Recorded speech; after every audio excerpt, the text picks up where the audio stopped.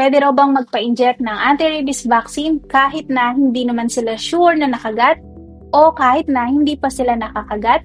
Hi, I'm Dr. Rox TV and I am a veterinarian. So ang sagot, yes.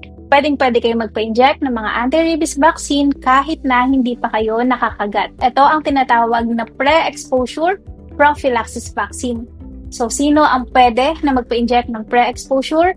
Ito ay ang mga sumusunod. Kung kayo ay nasa mga high-risk area, merong mga rabies cases, of course, veterinarians, veterinary staff, animal rescuer, pet groomers, and na merong access sa mga dogs, cats, lalong-lalo na merong access sa mga stray dogs, stray cats. At kung gusto mo lang naman magpa-inject for your safety measure, pwede rin kayo magpa-inject at once na meron ka ng pre-exposure prophylaxis vaccine, kapag ikaw ay nakagat ulit kahit different animal pa yung kumagat sa'yo, hindi ka na kailangan mag-back to zero.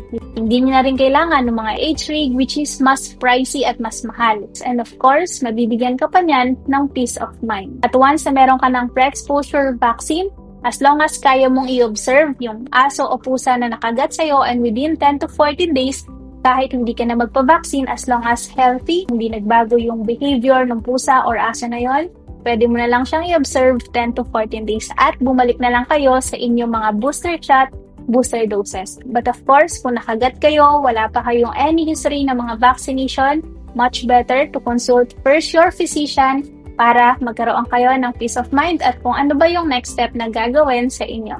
So yun lang, follow for more